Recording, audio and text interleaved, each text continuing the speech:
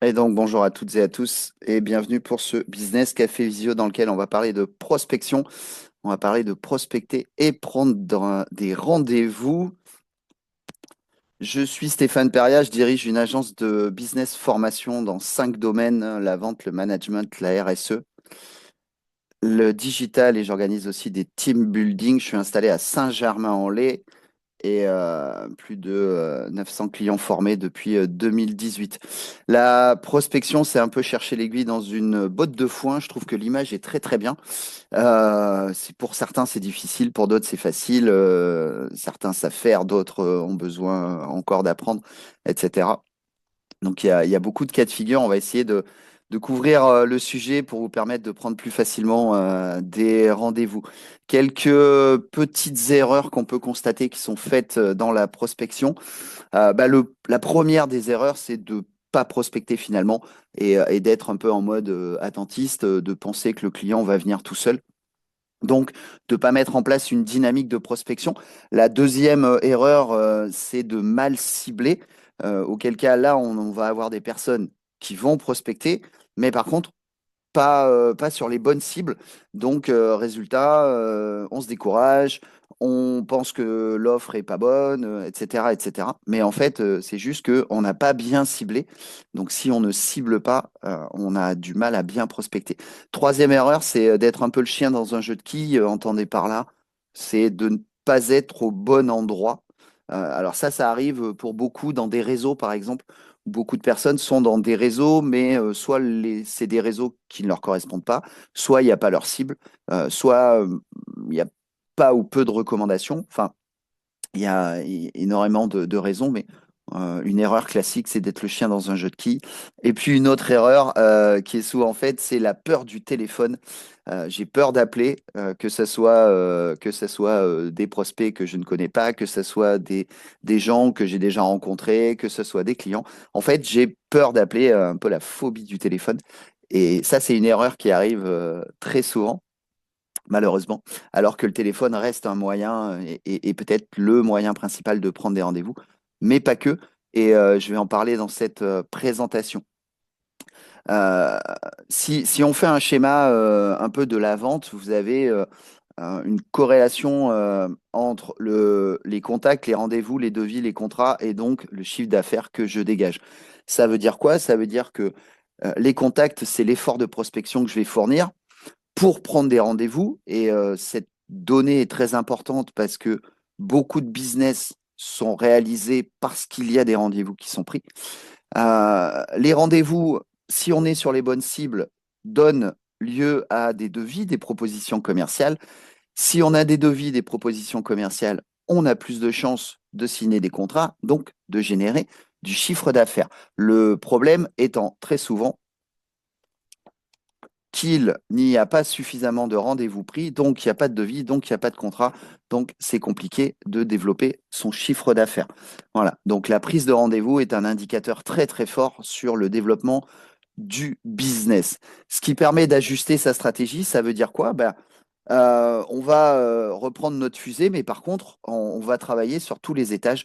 Donc, gros effort de développement de contact et gros effort de prospection pour aller chercher du rendez-vous qualifié sur les bonnes cibles qui vont me permettre d'obtenir des devis, donc des signatures de contrats, donc du développement de chiffre d'affaires. Donc l'effort de prospection dès le début et de manière soutenue et régulière va être très important pour développer les rendez-vous et donc se donner des chances de développer le business.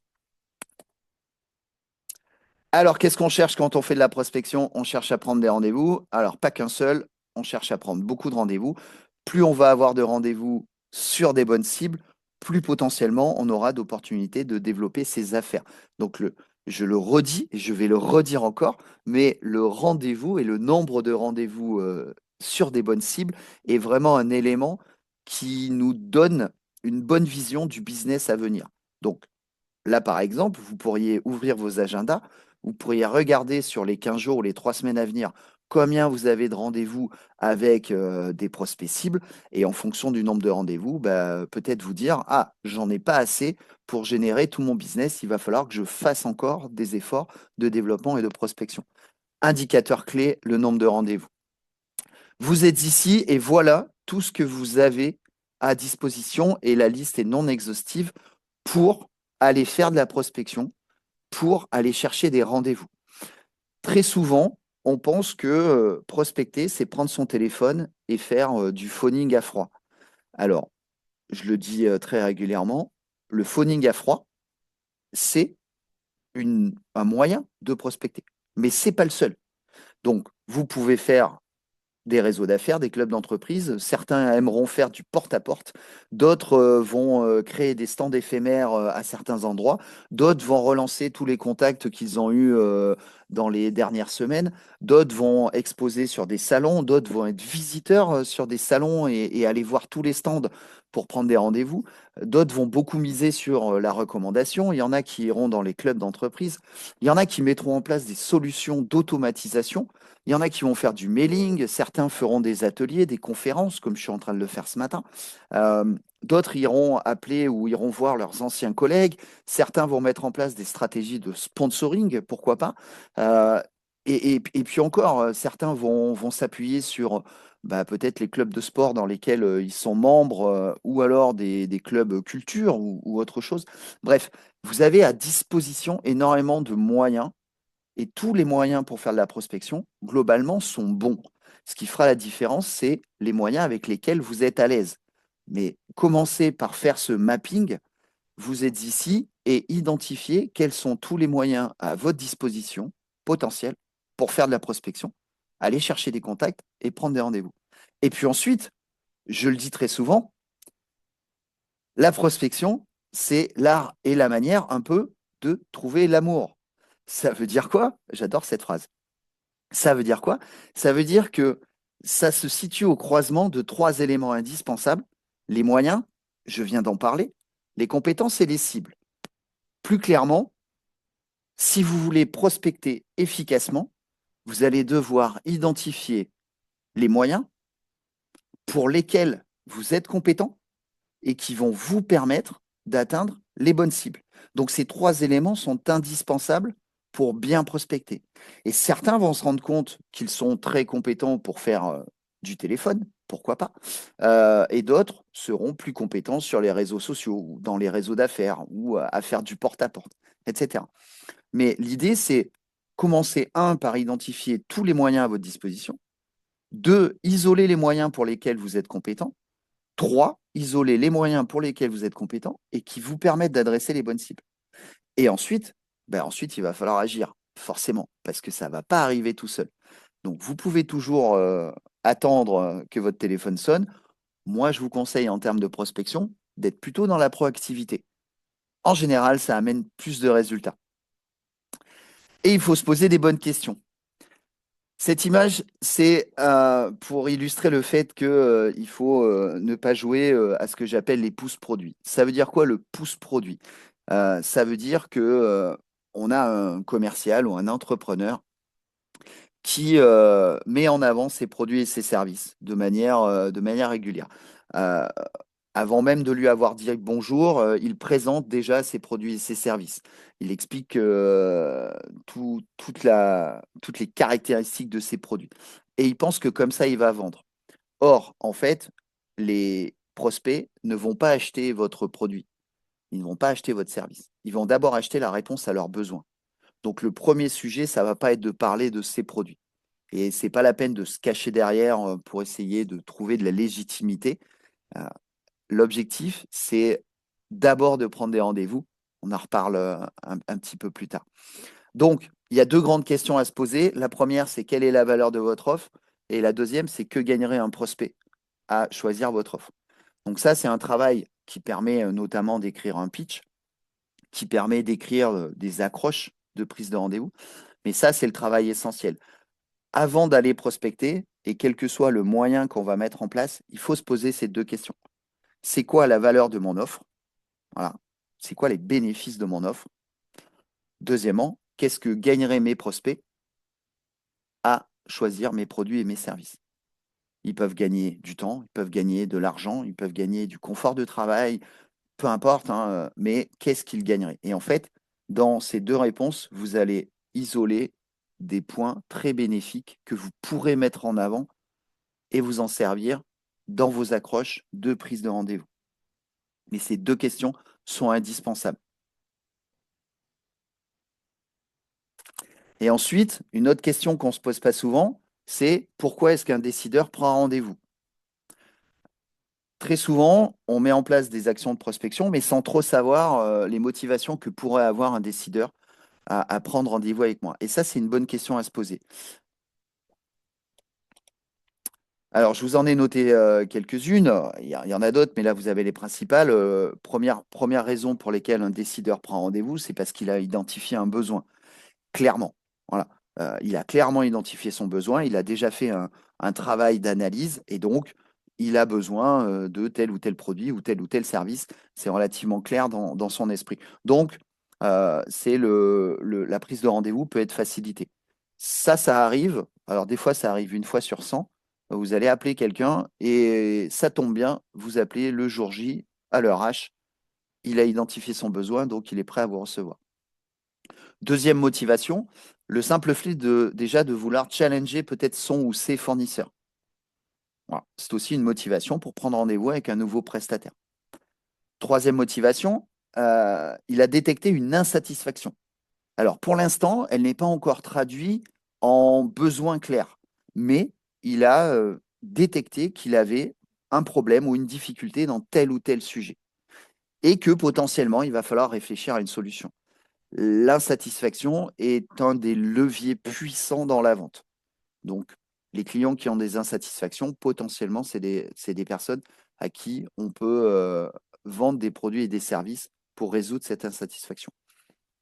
Et puis, autre motivation, alors celle-là, c'est pas celle qu'on préfère, hein, mais c'est juste de la veille. Voilà, votre prospect, il est intéressé à vous rencontrer parce que il est en veille sur son marché. Euh, il veut savoir un peu comment évolue le marché, comment évoluent les offres, qu'est-ce qu'on peut lui proposer. Donc pour l'instant, il est ni insatisfait, ni il a envie de changer, mais simplement, il est en veille. Mais c'est une excellente motivation pour une prise de rendez-vous, puis après, on verra ce qui se passe. Le chemin va être un peu plus long, certainement, que le prospect qui a identifié une insatisfaction ou celui qui a clairement identifié un besoin. Donc, autre bonne question à se poser, par rapport à mes produits et mes services, quelles seraient les motivations d'un décideur pour prendre rendez-vous avec moi? Et ça va vous aider à construire les accroches, les bénéfices de votre offre et les motivations du décideur. C'est des très bonnes questions à se poser.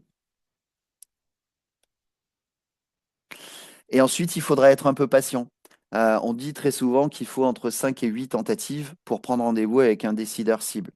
Donc ça peut être des tentatives par téléphone et par mail et par LinkedIn et quand je le croise dans un réseau, etc. Donc ça peut prendre du temps. Malheureusement, la plupart des gens se découragent au deuxième échec. Donc moi, je vous conseille d'être patient, voilà, de prendre le temps et de relancer régulièrement.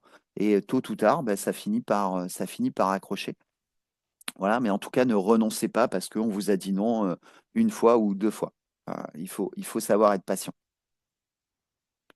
Et puis, dans un certain nombre de cas, puisqu'il faut être patient, bah, la dynamique peut être plus ou moins longue.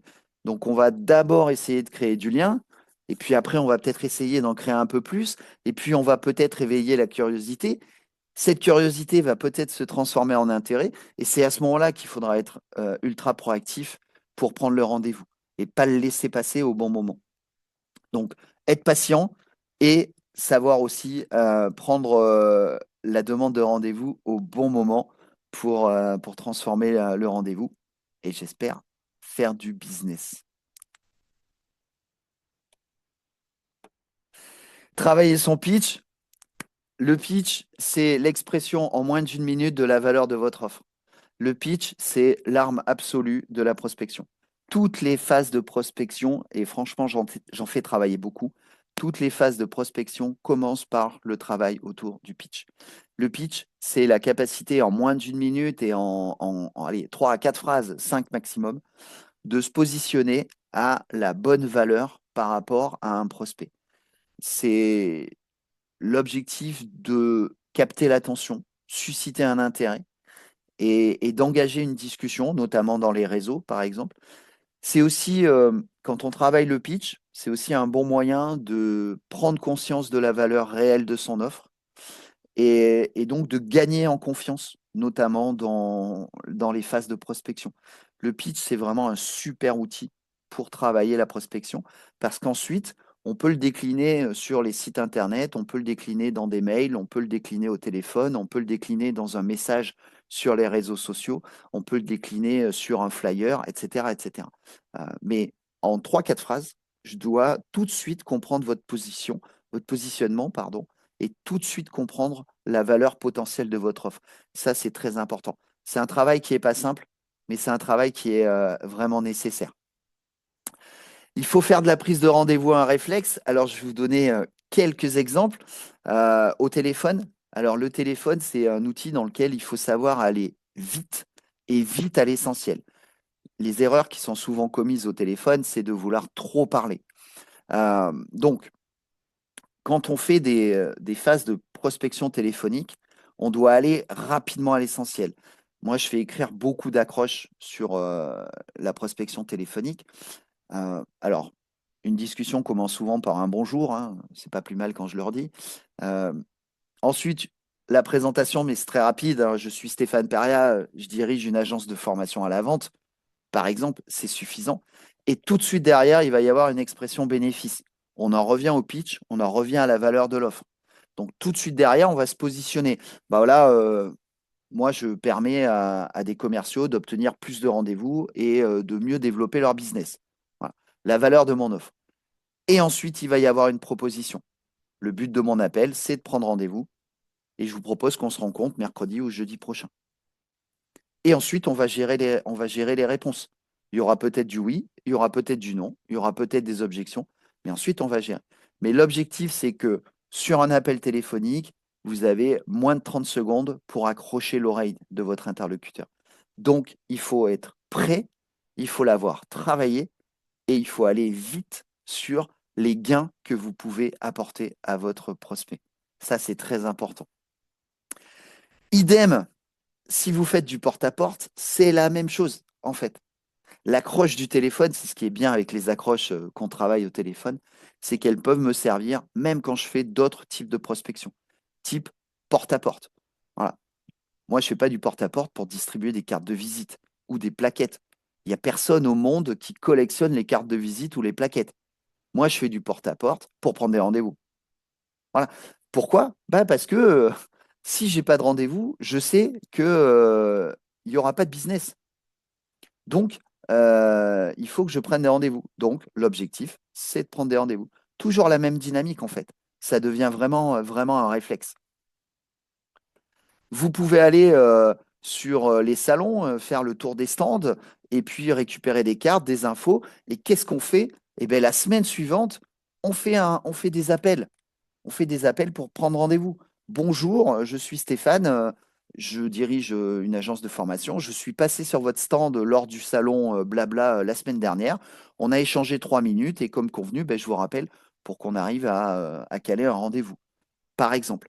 Donc là, ce qui est bien, c'est qu'on a déjà eu un contact visuel, on a peut-être déjà eu un petit temps d'échange et en fait, quand on va rappeler, on va resituer le contact qu'on a eu précédemment.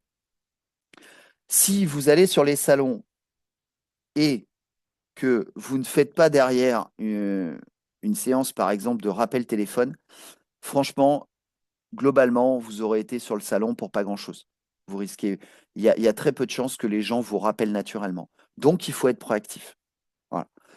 Je récupère des infos, je récupère des cartes, j'ai quelques contacts avec des gens, j'ai peut-être pas pu prendre rendez-vous directement sur place. Boum, la semaine suivante, je bloque 1 heure dans mon agenda et je fais une séance de rappel téléphonique. Il faut que ça soit un réflexe.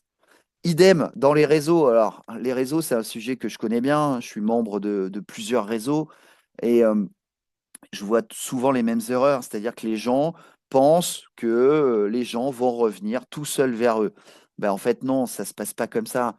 Donc, les réseaux, ça sert à créer du contact, ça sert à créer du lien, ça sert à faire connaissance. Et puis, à un moment ou à un autre, il va falloir sortir les gens du réseau. Donc, il va falloir prendre des rendez-vous. Peut-être qu'on va le faire autour d'un café, peut-être qu'il va falloir, pareil comme pour les salons, que 2, 3 jours plus tard, je prenne mon téléphone et je rappelle des personnes. Bonjour, on s'est vu la semaine dernière au networking de tel réseau. Moi, je t'appelle pour qu'on puisse prendre un temps pour échanger. Ça fonctionne très bien, mais ça fonctionne très bien si vous prenez le soin de relancer les gens. Si vous attendez que ça revienne tout seul, ça ne revient pas, ou alors c'est très très faible. Et en tout cas, c'est pas suffisant pour développer le business. LinkedIn, LinkedIn, tiens, ça aussi, un outil magique, mais il n'y a pas de magie. LinkedIn, alors la première des choses à faire, c'est d'optimiser son profil. Voilà, moi je fais beaucoup de formations sur LinkedIn, je suis beaucoup sur LinkedIn, et il y a beaucoup de profils qui ne sont pas très bien construits, pas optimisés. Donc il faut prendre un soin tout particulier à optimiser son profil LinkedIn. Sachez qu'aujourd'hui, si vous avez un profil LinkedIn, si je tape votre nom sur Google, il y a des chances que ça soit votre profil LinkedIn qui remonte en premier choix. Donc, je vais cliquer dessus, je vais aller voir le profil. J'espère qu'il est bien construit, que les informations sont bien en place, que je vais trouver toutes les bonnes infos, parce que sinon, je vais vite passer à un autre profil. Donc voilà. Donc, première chose sur LinkedIn, c'est de construire un peu sa marque et de prendre soin à son profil. Deuxième chose, si vous décidez que LinkedIn est un outil qui doit vous permettre de gagner en crédibilité, en visibilité et de prendre des rendez-vous, il va falloir s'investir dessus. S'investir dessus, ça peut vouloir dire venir tous les jours sur LinkedIn. Alors, parfois pour publier, parfois pour commenter, pour liker, pour vous montrer, pour faire des petits coucous, et puis pour envoyer des demandes de connexion ciblées par rapport à certains interlocuteurs. Même principe sur LinkedIn, soyez patient. C'est pas parce qu'on se connecte qu'on va tout de suite prendre rendez-vous. Donc essayez plutôt de comprendre, d'échanger, essayez plutôt de créer du lien. Et puis, dans un troisième temps, quatrième temps, peut-être vous pourrez proposer de prendre rendez-vous. Même chose que dans un réseau, à un moment ou à un autre, il faut sortir la personne de LinkedIn si on veut se donner des chances de faire du business. C'est un très bon outil qu'on peut utiliser. Encore faut-il bien maîtriser les codes. Et puis, des emails, autre exemple que j'ai donné. Alors, je parle souvent de ce que je reçois. Ça marche aussi pour les messages LinkedIn. C'est ce que j'appelle des emails tartines. Ça veut dire quoi? Ça veut dire que vous avez 15, 20, 30 lignes qui racontent la vie de l'auteur, son œuvre, mais qui ne cherchent pas du tout à faire connaissance, qui ne cherchent pas du tout à créer du lien, c'est un peu le pouce-produit en fait. J'envoie un email parce que je me dis qu'on ne sait jamais. Mais finalement, il n'y a pas trop de stratégie, pas trop d'objectifs. Enfin bref, voilà, je fais des emails. Non, dans les emails, le conseil que je vous donne, c'est un, d'abord, de cibler à qui vous envoyez un email. Deux, de rédiger des emails très courts. Les gens n'ont plus le temps de lire des mails. Donc, rédiger un email court, c'est toujours pareil, orientation, gain, bénéfice. Et on va ajouter deux choses. La première chose, c'est ce qui est marqué ici, c'est ce que j'appelle le call to action. Ça veut dire quoi? Ça veut dire que je vais inviter la personne à qui j'envoie le mail à faire une action. Peut-être cliquer sur un lien. Par exemple, quand j'envoie des emails pour l'organisation d'un business café visio, il y a un call to action. Inscrivez-vous, cliquez sur le lien. Donc, j'appelle les gens à faire une action. Mais ça peut être aussi visiter notre site internet, répondez à notre questionnaire en ligne. Ça peut être aussi venez visiter notre stand au salon de blablabla. L'idée, c'est d'avoir un call to action à la fin de votre mail. Ça, c'est très important. Et autre chose qui n'est pas notée sur cet écran, travaillez bien l'objet de votre mail. Parce que dans 80% des cas, c'est l'objet du mail que je vais lire en premier et c'est l'objet du mail qui va décider si je clique ou pas pour lire le mail. Donc, l'objet du mail est très, très important. Donc, travaillez bien l'objet du mail. Mettez-vous à la place des gens qui reçoivent et dites-vous, qu'est-ce que j'aimerais voir dans l'objet qui me donnerait envie de lire ce type de mail? c'est un vrai challenge, mais c'est très, très important. La première vente que vous allez faire, c'est la prise de rendez-vous. S'il y a une phrase que vous devez retenir dans cette présentation, c'est ça. La première vente, c'est la prise de rendez-vous. Vous ne vendrez pas en direct dans les réseaux sociaux. Vous ne vendrez pas en direct dans un réseau, dans un club à faire. Vous ne vendrez pas en direct si vous êtes en prospection téléphonique ou physique ou en visite sur des salons, etc. Votre premier objectif, c'est de prendre des rendez-vous. Et quand vous aurez des rendez-vous, vous allez vous rendre compte que vous allez générer du devis et donc du potentiel de business. Donc, je le redis, prenez vos agendas, regardez les 15 jours qui viennent. Est-ce que vous avez, oui ou non, des rendez-vous? Est-ce que vous en avez suffisamment? Si vous n'en avez pas suffisamment, vous savez ce qu'il vous reste à faire. Il faut se mettre en action. Ceux qui réussissent en prospection ont parfaitement ciblé et ils ont aussi identifié les moyens et pour lesquels ils sont compétents, mais le ciblage est important. Si vous prospectez face à des prospects qui n'ont pas l'envie, pas le besoin ou pas les moyens de vos produits et vos services, vous prospectez dans le vide. Voilà, vous allez perdre du temps, vous allez perdre de l'énergie, vous allez perdre de l'argent. Donc, le ciblage est important. Travaillez votre pitch, conscientisez la valeur de votre offre et vous verrez que c'est beaucoup plus facile de l'exprimer derrière. Et troisième point, ceux qui réussissent sont dans l'action, voire l'action quotidienne et permanente. Donc ça, c'est les trois points clés pour réussir sa prospection. Ne vous cachez pas, n'attendez pas que ça vienne tout seul, ne soyez pas le chien dans un jeu de quilles et ne croyez pas à la magie. La vraie magie de la prospection, c'est action, action, action, action, action. Voilà, c'est le maître mot de tous mes webinaires et de toutes mes formations sur la prospection. Et bien évidemment, moi, je vous conseille aussi de vous former. Et pour vous former, n'hésitez pas, vous pouvez m'appeler. Ce sera avec grand plaisir. Depuis 2018, je dirige une agence de business formation. Et comme je vous disais, dans beaucoup de mes formations, l'objectif, au-delà de former les personnes, c'est de les mettre en action. Parce que, et croyez-en mon expérience maintenant depuis 2018, quand les gens sont dans l'action, ils ont des résultats. Voilà. Donc, il faut se mettre en action. Les entrepreneurs et les commerciaux peuvent venir faire des formations à Saint-Germain-en-Laye. Voici les programmes de formation, ce qu'on appelle inter. Donc ça, c'est des sessions que j'organise dans mes locaux. Chaque programme traite d'une compétence clé dans le développement commercial. Chaque programme dure une demi-journée. Je fais des groupes de 3-4 personnes et vous repartez avec des actions à mettre en place et des éléments concrets. Les formations sont simples et pragmatiques. L'objectif, c'est de se mettre en action. J'ai des clients qui achètent un programme, j'en ai qui en achètent 5, j'en ai qui en achètent un tous les 3 mois, au rythme qu'on veut et au rythme où l'on souhaite développer ses compétences et son business. Vous retrouverez toutes ces informations sur le site internet. Il est tout nouveau. On l'a mis en ligne il y a 3 semaines. Donc voilà, sptraining.fr. Vous retrouverez toutes les informations, les tarifs, les dates, etc. Tous les programmes, le catalogue. Donc n'hésitez pas à aller le visiter. Et pour celles et ceux qui veulent absolument accélérer leur prospection, sachez que le 23 avril, j'organise à Saint-Germain-en-Laye une journée qui s'appelle Jour de prospection intense. C'est prospection multicanal. On travaille le téléphone, on travaille un peu de LinkedIn, un peu les emails, un peu les réseaux.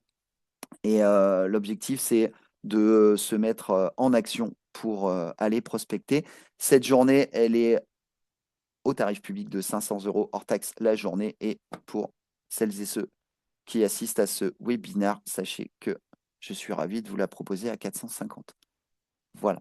Par contre, il n'y a que 4 places. Donc, il faut faire vite. Le 23 avril, à 9 h à Saint-Germain-en-Laye. On peut aussi se caler un rendez-vous de 30 minutes pour échanger autour de votre développement. Ça sera avec grand plaisir. Voilà, n'hésitez pas. On peut faire ça en visio. Vous pouvez venir au bureau boire un café. J'aurai grand plaisir à vous recevoir et à échanger avec vous sur votre développement commercial. Et puis, on pourra faire plus ample connaissance. Et c'est aussi comme ça qu'on peut bien recommander les gens. Donc, autant en profiter. En tout cas, n'hésitez pas, ça sera avec grand plaisir. La panthère est toujours l'animal fétiche de ma société. La panthère, elle est agile, patiente, efficace et elle est toujours prête.